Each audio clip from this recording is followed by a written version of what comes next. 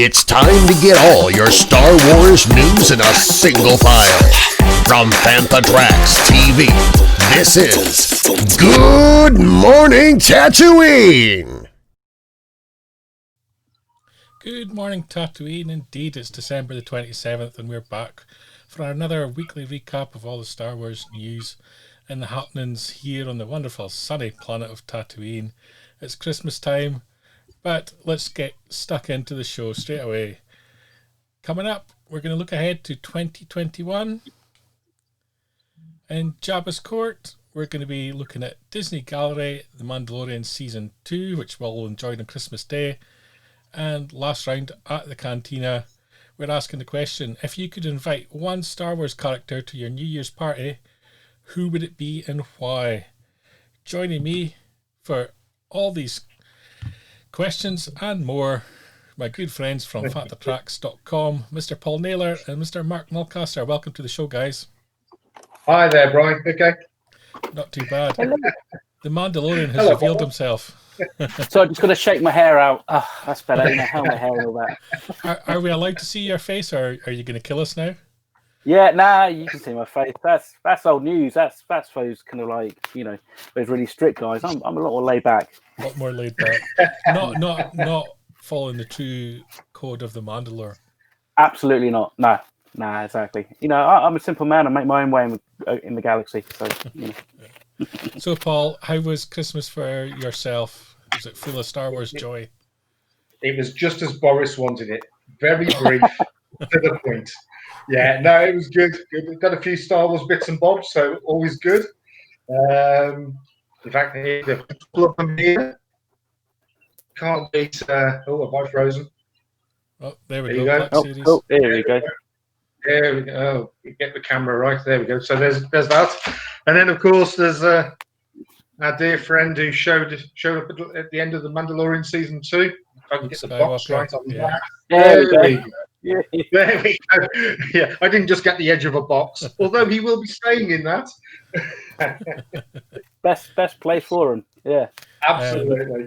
What about you, Mark? Yeah, to be honest, I was thoroughly spoiled. I got the Boba Fett prototype helmet. I got where is he? You know, this is great for live TV. Reaching around to get stuff.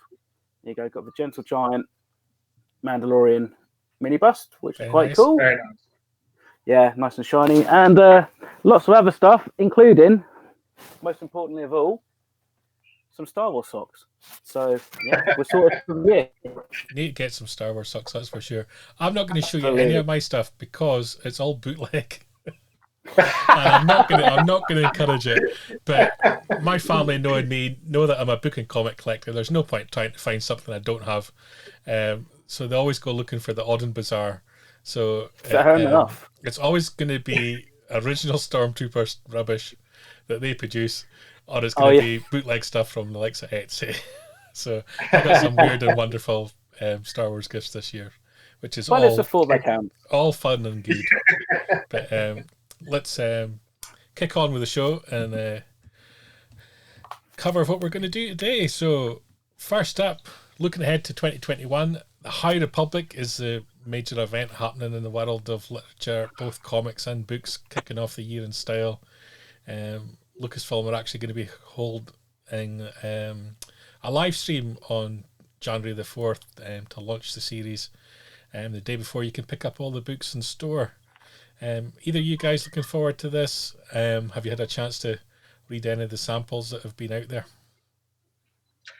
It's not one that I've read up a lot on.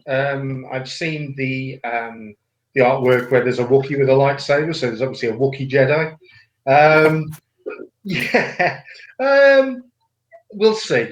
I mean, it took me a while to get into the Clone Wars and Rebels, to be honest. I'm not a massive fan of animation. However, once it gets me, it gets me. I thought the last season of the Clone Wars was as good as any of the live action stuff that's out there. So, yeah, let's see. Yeah, I've got all the books pretty much pre-ordered. I think a lot of those now have been upgraded on Amazon to arrive day and date, which is awesome. Obviously, like, you know, as me and you have been chatting about this on now and again, right? So this is a bold kind of departure for them. They're striking out into new area of like the timeline, and I'm interested to see how much, if any, of this will tie into the Leslie Headland series Acolyte, which is meant to be set right at the tail end of the High Republic era. So it's going to be exciting. And I think what I really like about this is that there's a bit of publishing for everybody. So it's comics, and there's like young adult books and adult books and young reader books. So, there's a bit of Star Wars for everybody, which I think is the way to go these days. Yeah, absolutely. Coming hot on the heels of that, the long-promised Mandalorian publishing program, which really has fallen flat so far beyond maybe the art of book that I'm showing here.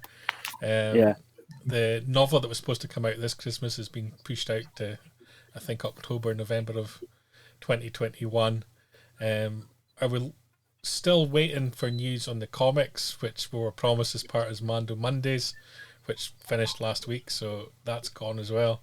Have we still got hopes that we'll get some Mandalorian stuff in the publishing world, or should it just skip the publishing world altogether? Have they said when it's actually set? Is it going to be covering the series that we've already seen? It's going to cover the same kind of time period. Okay. Yeah, I mean, that's something that I probably would be interested in reading and having a look at the comics when they eventually arrive. Yeah, I think the Mandalorian, it's proved to be so popular with us diehards, but also with the general public. So I think it has got shelf life, for want of a better word. So yeah, I'd definitely be interested in reading more about the Mando and probably getting his thoughts, because there's only so much he can convey in a helmet, which 98% of the time he's wearing. So perhaps it might be good to read on the page what he's actually thinking about. Yeah, no, that's actually a really good point. Because that is that issue, isn't it? Of like, how can you kind of get the inner monologue of a character that you can't even see his face like for 98% of the time. So, I think I would be really interested to see if actually they did almost like a prequel era type book for the Mando. So like it's actually him either growing up just at the tail end of Clone Wars and fleshing out his backstory, or I suppose probably the logical thing is for them to cash in on like the Baby Yoda aspect of it, and especially the comics at least. The thing is, especially in Season 2, if you kind of start looking at the map, which I know Mr. Newbold is very fond of doing, and we've done in Making Tracks before, the kind of like the travel time between planets gets vastly compressed. Now that could just be convenient for TV series, but it also gives us the option to actually say, well, that journey took 2 or 3 days or like 2 months, and in that 2-month gap actually they had this adventure. So there's ways of actually kind of squeezing in more stories around actually the series that we've got already. So as long as they do it and they do it well, and it's not it doesn't feel like a massive cash in, then I'm all for it. No, that's a good point, because there's clearly some time jumps between some of the episodes. That is very, very good at sort of tidying up his armor. But I would say there's probably some passage of time between when we first get to see Boba Fett battling away to then turning up wearing his new matte green sort of helmet and in his new look. So that would be good to see some fillers in between those. Yeah, definitely. Something that's got more confirmed what's happening. Star Wars: The Bad Batch is coming to Disney Plus in 2021. We don't have a release date as yet, but long rumoured has been springtime, March, April for that. It wouldn't surprise me if it fell around about May the 4th. I'm going to throw up the sizzle reel while we're talking about it, but you guys, are you looking forward to this? I know you've seen the Clone Wars, been fans of that, know these characters well. I thought the 4-episode arc in the last season with the Bad Batch was brilliant. And so, so when this was announced, I definitely want to see what happens with these guys. And the trailer that you're playing at the moment, it just looks, that's beautiful, isn't it? I mean, it's very much in the same vein as Clone Wars. It doesn't look like they've gone down the Rebels route. But I'm looking forward to this one, definitely. You can understand why a lot of people are almost calling this like Season 8 of the Clone Wars, because it's just exactly the same kind of modeling, kind of like animation style, which is great because I think it really works. It's kind of gritty without it being overly so, and I think there's a lot of texture there. I mean, I'm really up for seeing this kind of notion of like seeing the Bad Batch having to take on their own brothers, really, because that's what's going to happen. There's going to be like a switch, like we saw with Order 66, where suddenly they're not all fighting the same fight. They're actually now fighting one another to survive. So that then creates an interesting dynamic. And as we just saw just a minute ago, it's it looks like it's got Fennec Shan in it. So she's going to be a younger version, probably, I don't know, maybe teenage or like early 20s. So that could be quite fun, just to see if there's any like nods or Easter eggs which will lead into the Mandalorian. I mean, I think basically the logo animation kind of says it all. The way the Bad Batch logo kind of burns through the Clone Wars kind of just says it exactly what we're going to expect. And I think it's going to be an exciting series to watch. I was kind of surprised at the production values on it. Obviously, the scaled down from the level of the Clone Wars down to what we saw with Rebels and then again with Resistance, but they've really scaled it back up to original Clone Wars levels of quality, I would say, in my uneducated eye.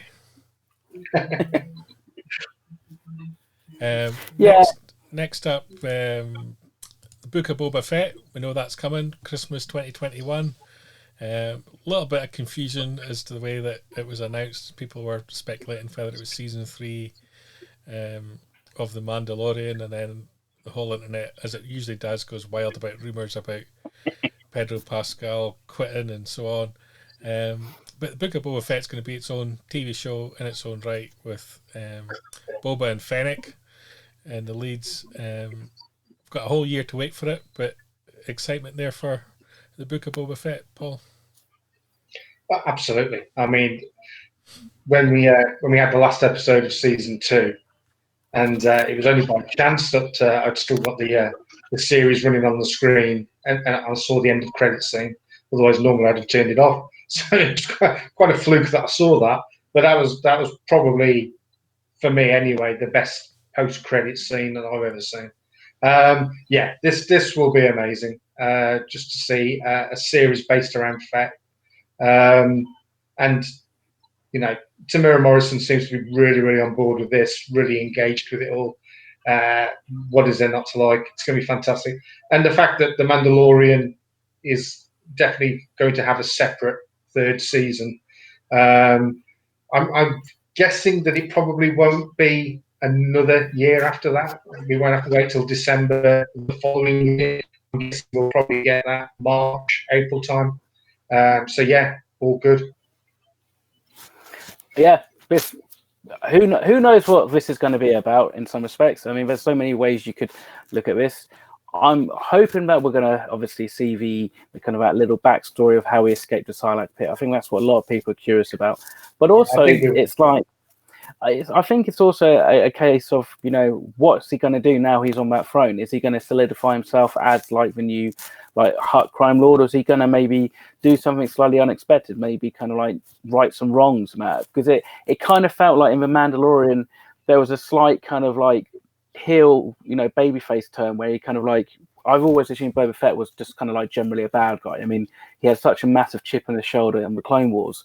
You know, it felt like they spent a lot of time trying to put him over in the Mandalorian Season 2 to kind of make him to potentially be a bit more sympathetic, also a little more likable as a character rather than just like a dude who kicks ass in armor.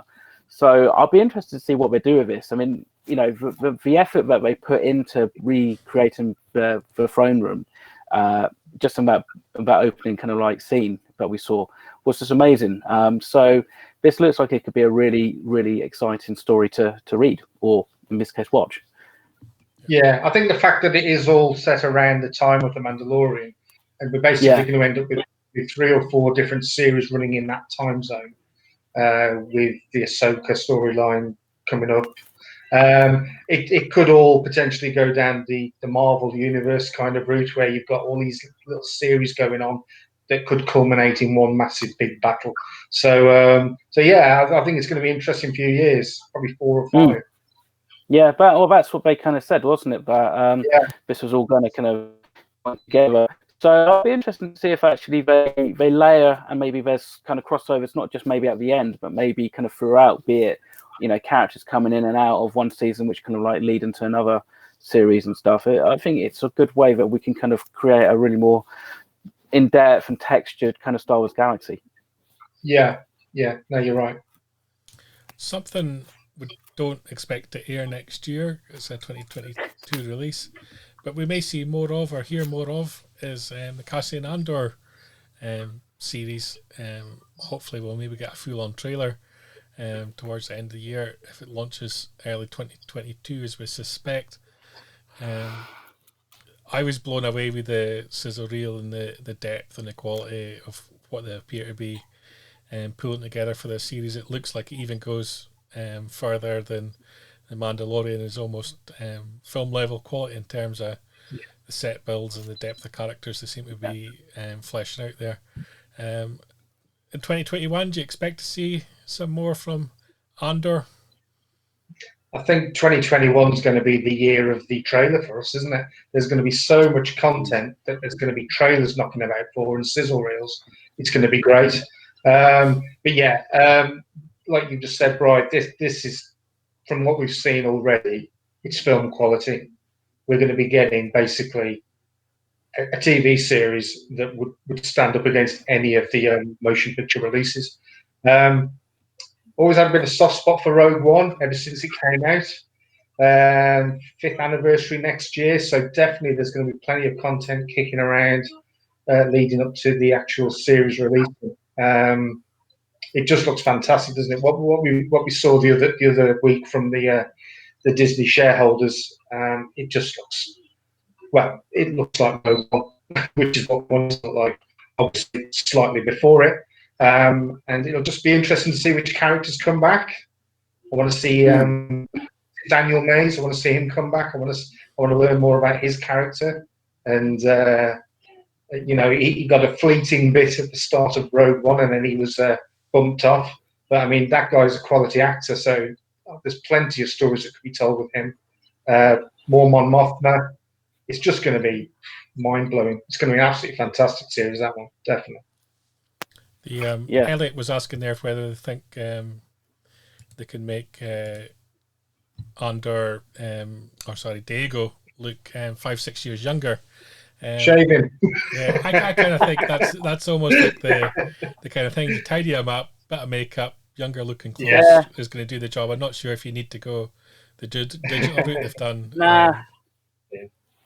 Just a bit of do that grade, Matt. It's not. I mean, 5 or 6 years probably isn't going to be a massive difference. I don't think. I mean, he looks great now as he did back in Rogue One. So yeah, this is just this whole thing whereby with the lines between cinematic quality and high end TV is just so blurred these days. But actually, this should hopefully just feel like it's going to run directly into Rogue One in terms of aesthetics and the look and the feel and everything like that. So this is going to be amazing.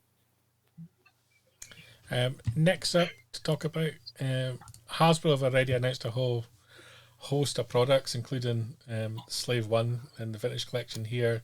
A whole host of Mandalorian products coming spring 2021. Anything from their line that particularly grabbed your attention and you're thinking you're going to pick up, or is there something they haven't announced yet that you'd like to see them bring out in next year? Well, I collect the Black Series, so for me, it's all about the Black Series. Again, just talking about Rogue One, it's the 5th anniversary next year, and there's strong indications that the Rogue One figures that were already released before will be re-released in the new box design and with better face tech. And then we might finally get a Bodhi Rook as well to go with the lineup. So yeah, be looking forward to that most of all, definitely.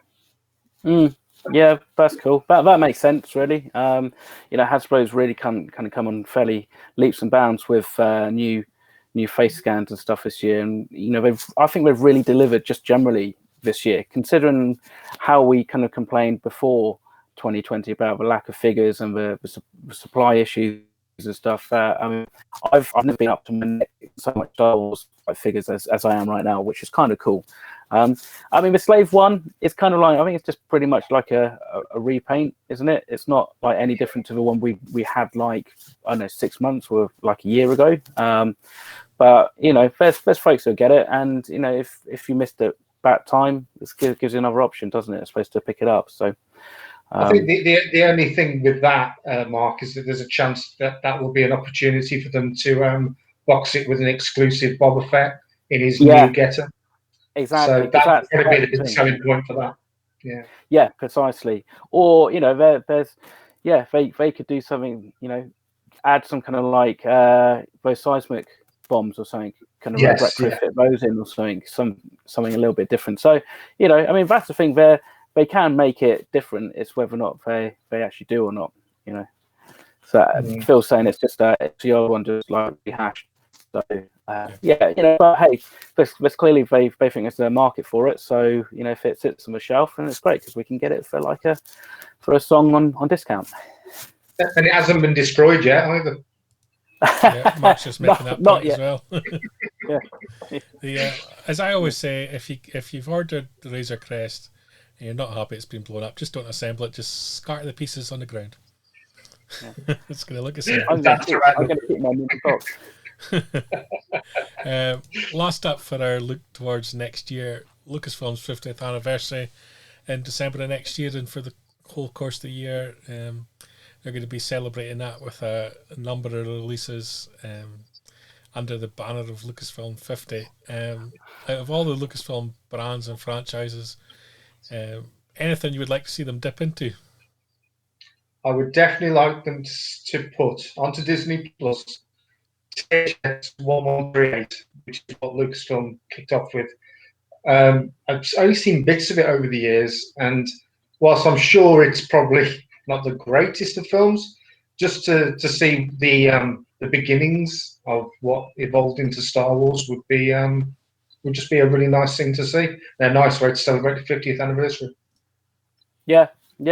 I've got it on Blu-ray actually. It came out a few years ago. It's it's you have to be in a certain mind frame to sit down and watch it, but it is quite cool. And I think also same like with American Graffiti, it's both of those films kind of really go on to kind of like influence Lucas in different ways for A New Hope. So I think that would be great, and it'd be nice to just see a celebration of George Lucas on the Disney Plus channels and stuff. So rather than him kind of being pushed to the sidelines, maybe like a nice documentary or something about Lucasfilm and stuff. That would be kind of cool. And I'm sure they're going to get like a ton of like products and figures and stuff, getting the 50 Lucasfilm logo slapped all over it. So I'm sure there'll be plenty for us to buy. So. Definitely. There's a good point there from Elliot about getting a 4K re-release at the cinema of the original trilogy. That would be great. Yeah, that'd be good. Well, I mean, they've done it, but it's on the Blu-rays. Obviously, I suppose the question is whether or not they'll be brave enough to put out like an original special edition release or not, which is what I think a lot of people are after. So, yeah. We've got Indiana Jones starts shooting in the spring. We've got Willow as well. It's going to be shooting in Wales next year. So there's certainly teasers and trailers that could be pushing out that harks back to the very core of Lucasfilm as well. I'd like to see some of the LucasArts video games pushed out and re-released on a more modern gaming system, because I think they're often overlooked at kind of things that Lucas did, but some awesome games out there as well. Yeah, I mean some of those are available on PS4. Like I've downloaded like Super Star Wars, and there's a few others, but yeah, there's far more. I'd love to see like Monkey Island on the PS4. That would be fun. So there's definitely scope. I'd like to see plenty of Shadows of the Empire stuff come out, because although technically speaking, it's already come to its 25th anniversary. 1996 was the big year for Shadows of the Empire, so 2021 would technically be its silver anniversary. So get plenty of Dash Rendar and the guys out there. That would be really good to see. Yeah, definitely. Yeah. Right. So on that note, I think we should head on over to Jabba's court.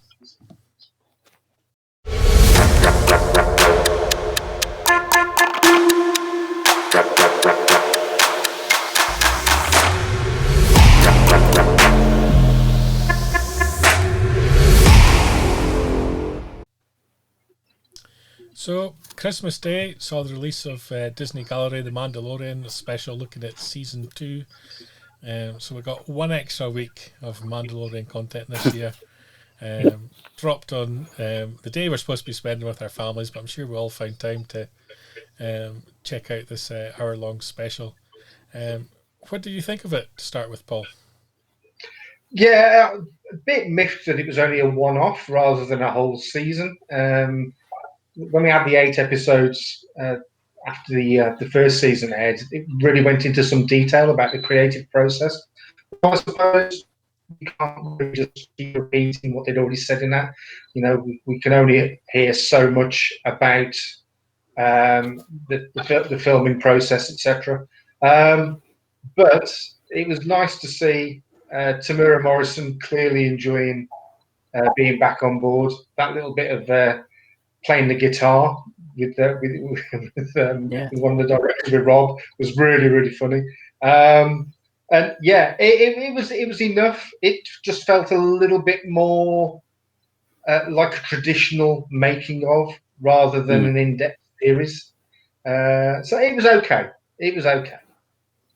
Yeah, I mean, they kind of focused a lot on the directing again. They focused on the personalities like who were directing. And I mean, and you're totally right. I mean, there's only so much the average person wants to know about the volume in terms of it's, we know it's big size. It only takes a couple of shots to kind of, get that kind of sense of scale over. For me, they talked about the changing kind of color gamuts, and they'll be able to kind of more manipulate the colors and that for the volume, which was kind of perfectly up my street.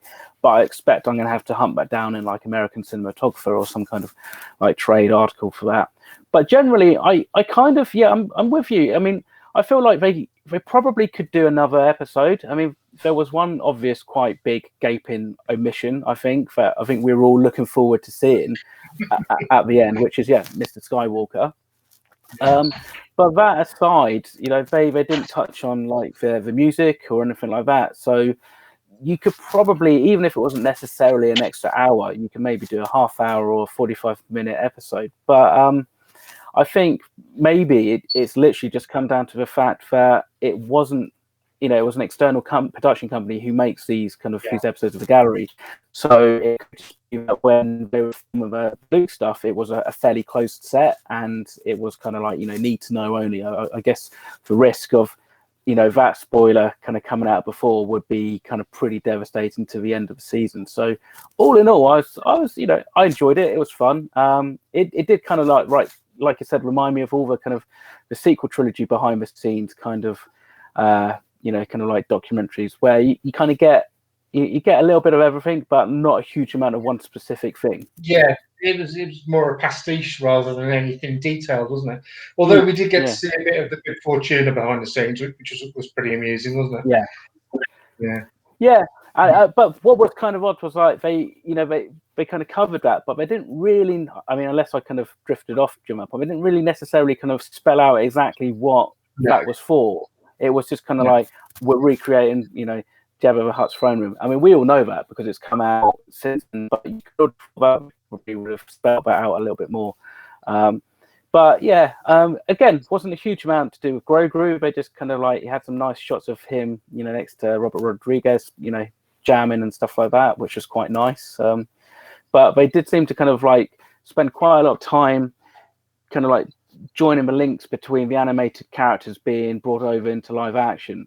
So Bo-Katan and Ahsoka, obviously, and the big one being Boba Fett. So, but I think it probably helped maybe those who aren't necessarily huge animated Star Wars fans kind of get a little bit more idea of actually what those characters are and why they kind of mean so much to some of the fandom. Yeah, good point. Yeah, I think I agree that it felt very much like the sort of DVD content you get, or the kind of interviews that they throw out to Good Morning America, where you get the 2-minute to camera interview from on set, that kind of thing, and then they've kind of pieced it together to make an hour of TV to make a Christmas special. So I still, in the back of my mind, hope that they do the round table. At some point, definitely missed out on that. Yeah. But I think overall, it did come across that everybody really enjoyed being a part of it. Mark's made a good point there. It gave us a good flavour of the season without any in-depth dives the first season gave us. So it kind of feels that, are they deliberately holding back because they've got so many of these different irons in the fire, in terms of Ahsoka, in terms of the Ranger series, in terms of the book of Boba Fett? They don't want to reveal too many secrets at this point, or will we still get this kind of round table kind of thing at some point next year? Could be down to a small matter of COVID-19, of course. Could be, yeah. I don't know if you saw the interview with Jon Favreau on Good Morning America this past week, and he seemed itching to sort of discuss the program and never really got a chance from the interviewers to really say what you wanted to say. So definitely, I think he would be up for it, and I'm sure Dave Filoni and a few of the others would be up for it as well. Well, I tell you what, screw me and Paul. Why don't you get John and David for an episode of Good Morning Tatooine? Next week. Yeah, next week. That'll get the numbers up. I've got one guest lined up for next year that'll be a bit of a surprise, but we'll keep our hat on that just now. Oh, That's a teaser. Ooh. That's a teaser. But no, you're totally right. I mean, maybe the round table might come, at a later date or something, or they might kind of try and spin it into like season 3. Because I guess there's only so many times you can get away with doing like these Zoom kind of calls for like hour-long kind of and stuff. Yeah, definitely. The one takeaway I took from the whole hour was how much into it Robert Rodriguez was in terms of the book of Boba Fett and the Boba Fett character, and Tem as well in terms of taking the role back on, and all the more when you couple in the fact that he wasn't the original director for that episode, and that he was a last minute replacement. Oh, really? And he's now executive producer on the book of Boba Fett as well. So I wonder if just the sheer fact of being able to work with that character is what pulled him into the series. Possibly. And they showed that lovely bit of animatics that he'd done himself to show the battle. Yeah, that was great. Yeah, definitely. Yeah, I mean, you also kind of got that vibe with. Yeah, exactly. I mean, talk about like slave labor with the kids. They were probably on minimum wage when they kind of filmed that. But it'll be on their IMDb page next. It was saying, but I mean, you also kind of got that with Peyton Reed a little bit. You kind of got that vibe of that. He's being kind of brought into the fold, so that they're really gonna kind of like it's almost like the Mandalorian's kind of a proving ground for some of these directors. Like they had that with Deborah Chow, and she's gone on to do Obi-Wan Kenobi.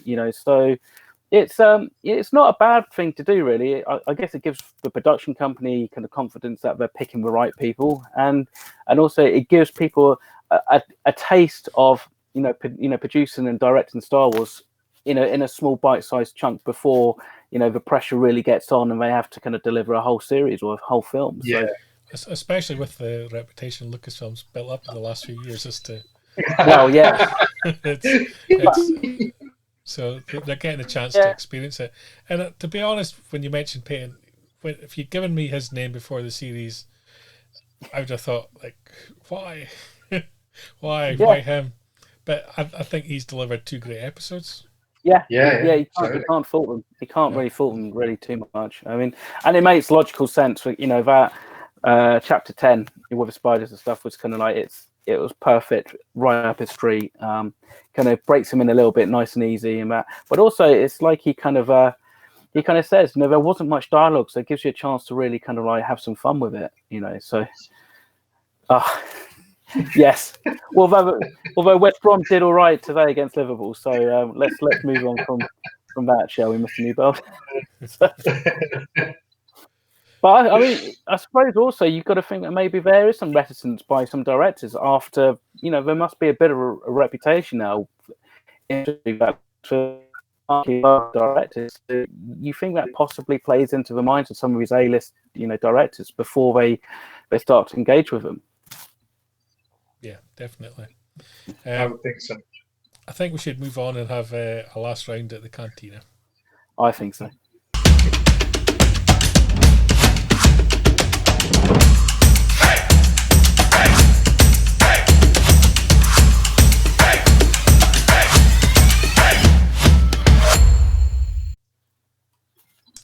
So this week, last round at the Cantina, the question that I'm going to ask is, so bring it up on screen hopefully, is it going to work? It's not going to come up on screen typically. Here we go, let's try this way. Here we go. If you can invite one Star Wars character around your house to celebrate New Year's with, who would it be and why? I'm going to go with you, Paul. Kick us off. I'm going to go for Dexter. I reckon now he's on lockdown, I think he's got a few barrels of Jabba juice going to spoil him.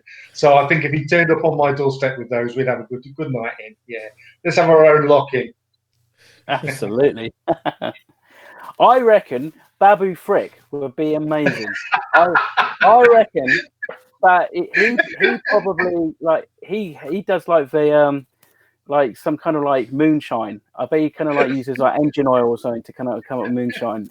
And I bet Exactly. I bet you give him a couple of shots and you won't shut him up. It'll be amazing. How about you, Brian? I'm just struggling to pick between mine. Originally, I was going to say Jabba, because he's going to bring the music, he's going to bring the dancers, he's going to bring the entertainment. You know, you'd have a good night out with Jabba, I reckon. Mark, with great comment there, freaking amazing. But I'm always going to go with my mate Wuhar, because no droids. Guaranteed a good Star Wars night out for the droids are barred. You see, you get Babu Freak, and you're gonna get droids. You know. Yeah. Well, I'm hoping if Babu comes, and maybe Zori Bliss will come as well. So you've got to think about that. Well, that's a good show. It's the same with Jabba. But surely he's not just going to bring the band; he's going to bring some of those dancing girls and stuff. So Femi Taylor on the Chain's probably quite fun these days. So. Where in the Star Wars galaxy is going to be the best place to party then? Are you going to go somewhere like Canto Bight, very modern, Coruscant, a little bit seedy, or a backwater like Tatooine?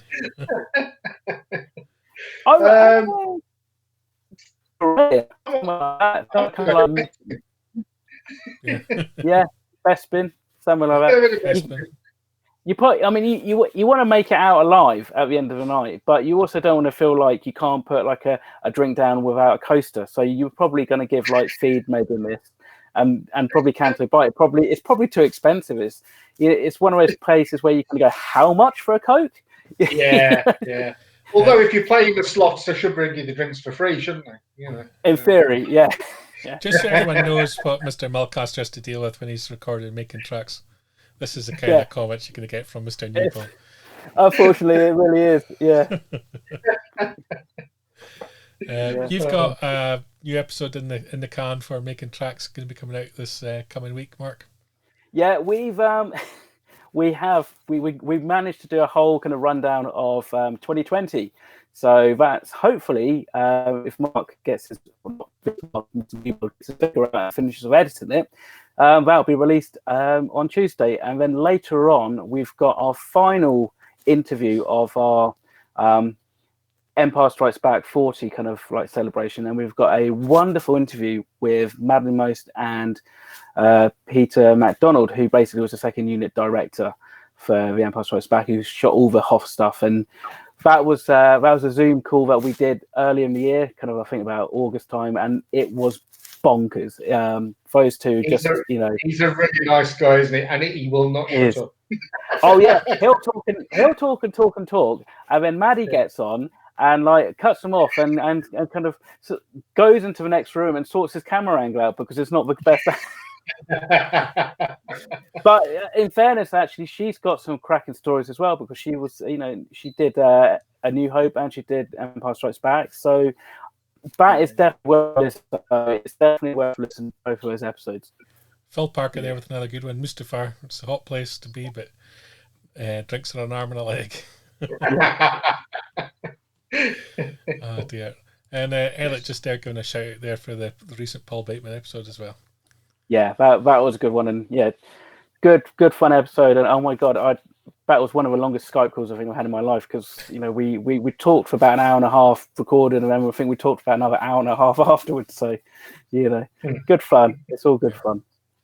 Okay, anyway, guys, thanks for joining me this week on Good Morning Tatooine, and I'll say good night from all of us, and I wish everybody a happy new year. We'll be back next Sunday night.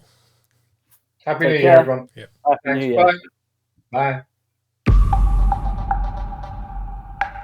Keep up to date with the latest Star Wars news each and every day on FanthaTracks.com. You can also find us on Twitter, Facebook, Instagram, TikTok, Tumblr, and Pinterest at Fantha Tracks. And be sure to like, comment, subscribe, and follow Fantha Tracks TV to be alerted to new content and to be a part of our live shows.